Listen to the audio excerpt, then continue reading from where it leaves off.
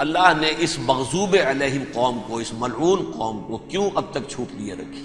میں بتا چکا ہوں یہ بڑے عذاب کے مستحق ہو چکے تھے حضرت عیسیٰ علیہ السلام کے زمانے میں، چھوٹ دی ہے ابھی تک ہے، بلکہ ایک مرتبہ ابھارا ہے، 1900 برس کے بعد ابھرے ہیں یہ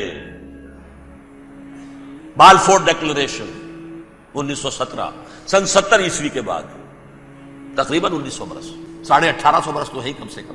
پھر creation of Israel 1948، 1967 extension of Israel, یروشلم پر قبضہ، یہ سارا جو ہے کیوں ہے؟ اللہ تعالیٰ اس خیر امت محمد صلی اللہ علیہ وسلم اس کے بہترین حصے کو سزا ان ملعونوں کے ہاتھوں دے رہا ہے۔ کیوں؟ جو جرم انہوں نے کیا تھا وہی ہم نے کیا۔ انہوں نے اللہ کی کتاب کو پیٹھ کے پیچھے پھینکا، نبذ فریق من الذین اوتوا الکتاب کتاب اللہ وراء ظہورہم، ہم نے اپنی پیٹھوں کے پیچھے پھینکا کہ نہیں؟ کولونیل رول سے آزاد ہوئے، کہیں اسلامی قانون نافذ کیا، کہیں اسلامی نظام قائم کیا؟ تو جو جرم ان کا تھا وہی ہمارا ہے، اور ہم خیر امت ہیں، اور ہمارے میں سے خیر ترین عرب ہیں، ان پر اللہ کا فضل، ان کی مادری زبان میں اللہ کی کتاب موجود ہے۔ پھر انہوں نے اللہ کے دین کو پیٹھ دکھائی۔ جو ملک آزاد ہوا کولونیل رول سے، یا اس نے قبلہ کر لیا اپنا ماسکو کی طرف، یا کر لیا واشنگٹن کی طرف، کسی نے مکے کو قبلہ بنایا، یہ بدترین سزا ہے۔ ویل للعرب من شر قد اقترب۔ اور ترمذی شریف میں تو یہاں تک روایت ہے، من اقتراب الساعۃ ہلاک العرب، قیامت کے قرب کی ایک نشانی یہ بھی ہوگی کہ عرب ہلاک ہو جائے۔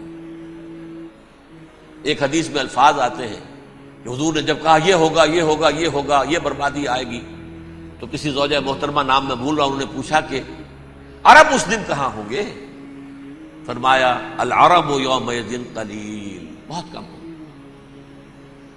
آخری خاتمہ ہونا ہے یہود کا حضرت مسیح علیہ السلام کے ہاتھوں، وہ عذاب جو 2000 برس تک ان سے ٹلا رہا وہ آئے گا، اور ان کے رسول ہی کے ہاتھوں آئے گا۔ لیکن اس سے پہلے مسلمانوں پر یہ عذاب آ رہا ہے، ہولوکاسٹ کے درجے کا عذاب آ رہا ہے۔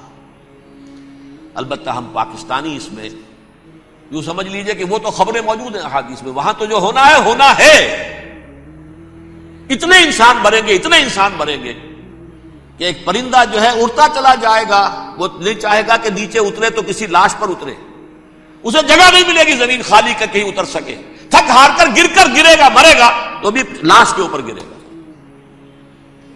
یہ الفاظ ہیں حضور صلی اللہ علیہ وسلم، الملحمۃ العظمی الملحمۃ الکبریٰ، یہ لاسٹ کروسیڈ، ٹرمپٹ اخبار نے، میں اس کا فوٹو اسٹیٹ بھی کبھی آپ کو دکھا دوں، ویسے میرے ساتھ ہے وہ رسالہ ٹرمپٹ، دی لاسٹ کروسیڈ، اس کی تیاری ہو رہی ہے۔ وہ الملحمۃ العظمی اور ملحمۃ الکبریٰ جو ہے وہ آنے والی ہے۔ ابن ماجہ میں کبریٰ کہا ہے، اکبر کا مؤنث کبریٰ، ملحمہ کبریٰ سب سے بڑی جنگ، اور ملحمہ عظمی سب سے عظیم جنگ، یہ ہوگی اور بہت جلد ہوگی۔ اب آخری بات یہ عرض کر رہا ہوں، کریں کیا؟ کچھ کریں بھی کہ نہیں؟ پہلا کام تو یہ ہے کہ اصل زندگی آخرت کی زندگی ہے، دنیا میں تباہی بربادی آ بھی جائے، آخرت بچ جائے، پہلا کام یہ ہے کہ ہر شخص توبہ کرے، لیکن توبہ توبۃ نصوح، توبہ کی تسبیح نہیں،